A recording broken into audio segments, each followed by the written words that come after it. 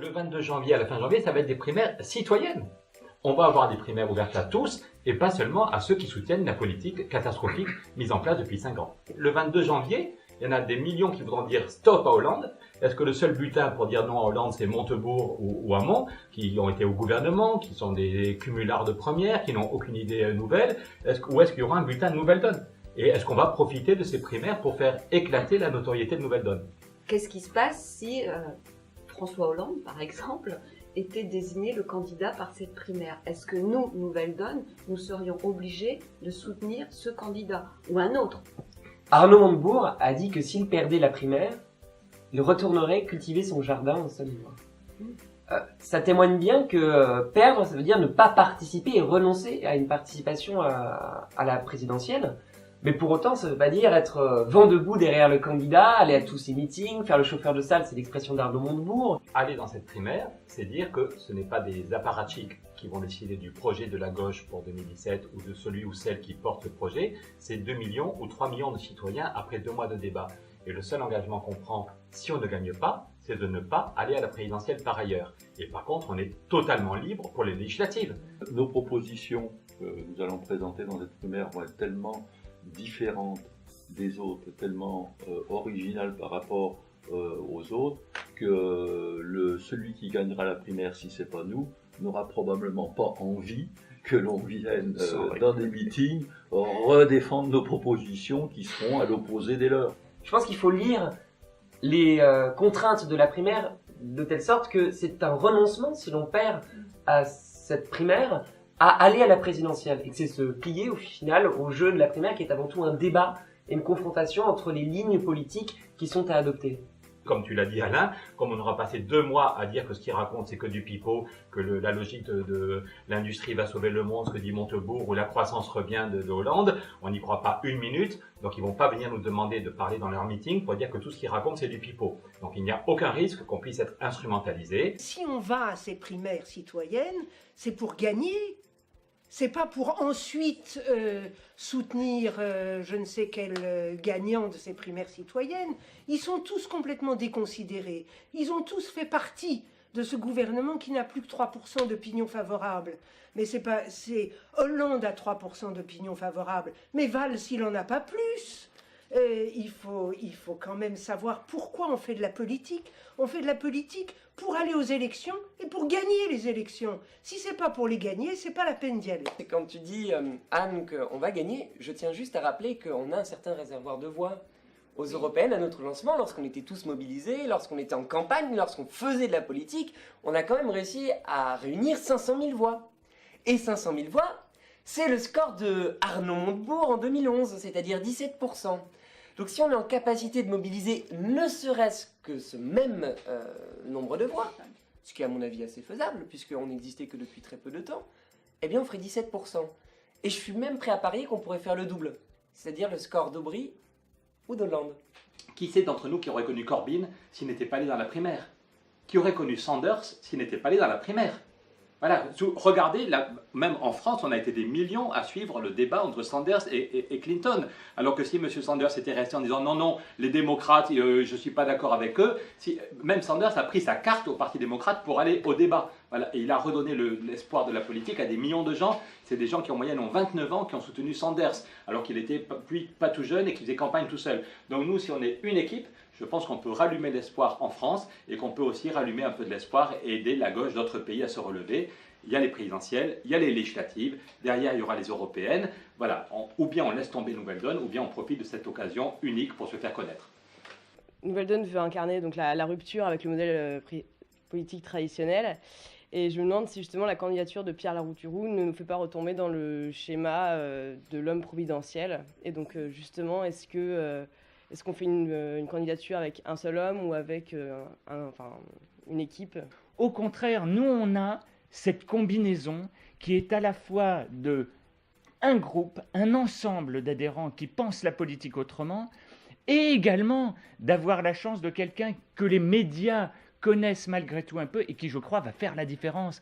Parce qu'au niveau d'une discussion, quand il va y avoir tous les candidats, regardez ce qui s'est passé dans la primaire hallucinante de la droite et regardez le programme désolant qu'ont les autres. C'est pour ça qu'ils nous piquent le nôtre. C'est parce que nous, on bosse et que c'est pas fini. Après le débat présidentiel, à l'occasion de ce débat présidentiel, on va pouvoir mobiliser vraiment des gens qui vont pouvoir vraiment sentir qu'ils ont envie d'adhérer à nos idées, à notre programme. C'est Pierre qui les portera, mais ce ne sont pas ses idées, ce sont les idées de Nouvelle Donne. C'est le programme de Nouvelle Donne qu'il va défendre. C'est donc un programme collectif, et ensuite, nous irons à la bagarre collectivement. Oui, ce qui est fondamental, c'est que en politique, c'est le projet, et puis c'est une équipe. On ne va pas faire bouger le pays avec juste un bonhomme qui est candidat. Une équipe, c'est une équipe mixte, avec des gens de Nouvelle Donne et des gens de l'extérieur. Des gens de Nouvelle Donne, parmi ceux qui ont travaillé à fond sur le projet. Arthur, de la commission environnement, a déjà dit qu'il avait envie de s'engager. D'autres commissions thématiques qui portent sur les questions de logement, sur les questions de démocratie, sur les questions internationales. Donc oui, c'est des gens de Nouvelle Donne. Et puis c'est aussi des gens de l'extérieur. L'ancien président de la télé Carmonde, qui est quand même qui a donné toute sa vie pour lutter contre l'exclusion, qui s'engage avec nous. Un des grands spécialistes des questions de logement, qui toute sa vie était dans une association pour lutter contre les problèmes de mal logement. Mais aussi une dimension européenne. Vous avez vu Miguel Moratinos, qui était ministre en Espagne pendant 7 ans, qui a été le responsable pour toute l'Europe de la paix au Proche-Orient, et qui dit « Oui, je suis dans l'équipe avec Pierre, avec Nouvelle Donne, on y va pour faire bouger les choses ». Avec 1 ou 2 Belges, avec sans doute une Allemande, pour montrer qu'il y a une dimension européenne. Changer la France et changer l'Europe. À Nouvelle Donne, on a vraiment un programme à la fois très vaste, quasiment exhaustif actuellement. C'est une chose que la droite n'a pas, et c'est une chose que la gauche n'a plus. La présidentielle, c'est une étape. Ce que nous voulons faire, c'est les législatives. Ben justement, notre objectif quand même principal, c'est d'aller défendre nos idées aux législatives. Et pour ça, il faut qu'on ait les moyens humains et les moyens financiers pour le faire. On a vu au régional les équipes qui ont essayé d'y aller avec les moyens qu'on a actuellement, avec nos capacités actuelles, on fait moins de 1%. Quel intérêt d'aller faire moins de 1% aux législatives avec les tels qu'on est actuellement? Donc on a absolument besoin de récupérer à la fois des adhérents, des sympathisants, des gens qui viennent nous aider, qui vont venir nous défendre, et qui nous aideront à la fois sur le terrain, ou en candidats eux-mêmes, parce qu'il nous faut aussi des candidats, donc il faut qu'on ait du monde pour candidater, et des moyens financiers, parce qu'ils vont venir aussi avec leur participation, etc. Donc, et pour ça, il faut qu'on se fasse connaître, il faut qu'on soit visible. Et on n'a pas d'autre moyen actuellement d'être visible que de participer à la première citoyenne.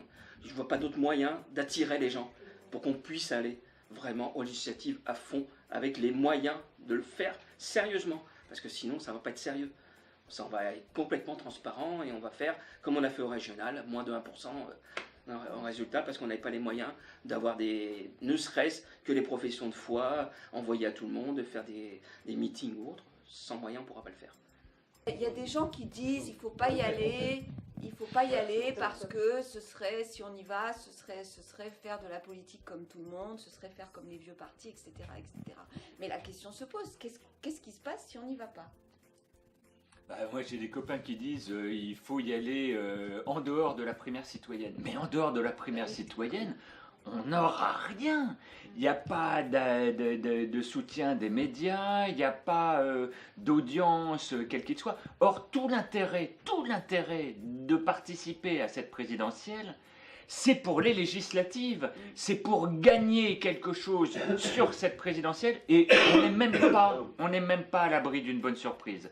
Parce que franchement, vu le programme désolant du PS et des autres, on n'est même pas à l'abri du fait de faire un très gros score. Vraiment, les gens en ont marre, les vieux partis, les vieilles compromissions, c'est terminé. C'est comme la croissance, merci, mais elle est envolée. Donc là, il faut vraiment qu'on profite de cette audience pour nos législatives, pour nos candidats, pour notre équipe, pour tout ce qu'il y a et qui soutient ce qu'on a fait, ce qu'on a travaillé, ce qu'on a élaboré. C'est indispensable. Il y a 7 millions de personnes qui ont vu la primaire de la droite, qui ont vu en fait des atrocités, et on a une responsabilité vis-à-vis de ça. 7 millions de personnes ont entendu qu'il fallait revenir aux 39 heures. 7 millions de personnes ont entendu que les précaires, les chômeurs, c'était tous des assistés. 7 millions de personnes ont entendu qu'il fallait supprimer des centaines de milliers de fonctionnaires. C'est une telle violence verbale. Ça offre une visibilité qui est considérable. ça va nous permettre d'avoir un bénéfice médiatique, mais qui est monstrueux. Pour 0 €, on va pouvoir enfin faire vivre nos idées dans le débat public vis-à-vis de centaines de milliers de personnes. Ça risque d'être une date en fait historique. Marine Le Pen est quasiment assurée d'être au second tour. La droite est quasiment assurée de gagner. La gauche est en totale déperdition, elle est abandonnée. Et moi, pour mon premier vote, avec plein de copains et de copines, du coup, l'élection est déjà jouée. C'est une date qui est historique. Et le seul moyen, le seul espoir qu'on puisse avoir un vote différent et peser pour cette présidentielle de 2017, pour notre premier vote, c'est qu'il y ait une alternative qui soit proposée avant, c'est-à-dire à la primaire. Et c'est fou de se dire que c'est une sorte de remake un peu de 2012, mais en pire. La comédie dramatique est pire, puisque la fin, on le sait, elle se termine mal. Et j'ai envie d'être co-scénariste, j'ai envie d'être co-acteur, et pour ça, il faut qu'on me propose un scénario différent. Et je pense que cette primaire, c'est ce scénario différent. Moi, je suis plus âgée que toi, donc j'ai vécu 95. Et quand je vois qu'on est en train de nous dire que Juppé, c'est un moindre mal, j'ai quelques difficultés. Quand on dit, bon, Sarkozy, c'est l'horreur, donc ça, c'est sûr qu'il ne va pas passer. Vous en êtes vraiment si sûr que ça? En tout cas, quand j'ai voté pour Chirac, si, ils m'ont fait voter pour Chirac, avec une occasion formidable de enfin rassembler, peut-être, autour d'un certain consensus. Quoique, on va me faire refaire la même chose. Mais c'est pas possible, ça. C'est quelque... Toi, tu veux participer au premier. Moi, j'aimerais bien pas finir mal, si tu veux. Ceux qui refusent d'aller voter, donc d'aller se présenter à la primaire de gauche, finalement ils font le jeu de la primaire de droite. Au final, la droite a réussi à se rassembler, va présenter une seule personne à la présidentielle. Et à côté, la gauche est en train de se diviser. Et si on n'arrive pas à présenter une candidature forte, tous les gens de gauche vont devoir se retrouver à voter Juppé au deuxième tour. Ce qui rappellera des mauvais souvenirs à beaucoup de personnes. Plus, il ne faut pas essayer de nous faire culpabiliser sur le fait, nous, d'aller à la primaire citoyenne. Hein. Ceux qui devraient culpabiliser, c'est ceux qui n'y viennent pas. Ceux qui n'y viennent pas, que ce soit Mélenchon, que ce soit un écologiste. À Nouvelle-Donne et à l'extérieur de Nouvelle-Donne, certains pensent que quelqu'un comme Stéphane Hessel n'aurait pas apprécié notre participation à une primaire citoyenne, mais pilotée par le PS. Moi, je pense tout le contraire. Je suis la fille de Stéphane Hessel, je ne ferai pas parler les morts, et je ne sais pas ce qu'il aurait dit aujourd'hui. Mais ce dont je suis sûre, c'est qu'il a toute sa vie été un homme de dialogue, un homme de compromis, un homme qui écoutait les gens, qui parlait avec des gens avec lesquels il n'était éventuellement pas d'accord. Ainsi, il avait repris sa carte du Parti socialiste pour justement pouvoir discuter avec tous les dirigeants du Parti socialiste et pouvoir tenter d'imposer ses idées. Je pense qu'il aurait aimé discuter avec tous les tenants du débat présidentiel. Il était engagé par ce qu'il disait. Il ne s'est jamais senti engagé par ce qu'il écoutait. Ce n'est pas les primaires du 440, ce n'est pas les primaires du patronat, c'est les primaires de millions de personnes, des millions de chômeurs, des millions de précaires, des millions de monsieur et madame tout le monde qui espèrent. Je veux que la France retrouve le sourire, je veux que la France retrouve l'espoir, je veux que la France retrouve l'enthousiasme. Et je pense que ces primaires avec Nouvelle-Donne va ouvrir un champ des possibles que des millions de gens attendent. Enfin, le discours va être différent. Enfin, les petits, les sans grades vont pouvoir espérer. Ils vont voir une fenêtre s'ouvrir. Et enfin, on pourra, grâce à ce programme extraordinaire qui a été co-construit par des centaines d'adhérents, offrir une alternative importante pour ces millions de gens qui attendent que ça change, que ça bouge. Je veux que l'espoir renaisse. De se retrouver là tous ensemble, ça redonne espoir.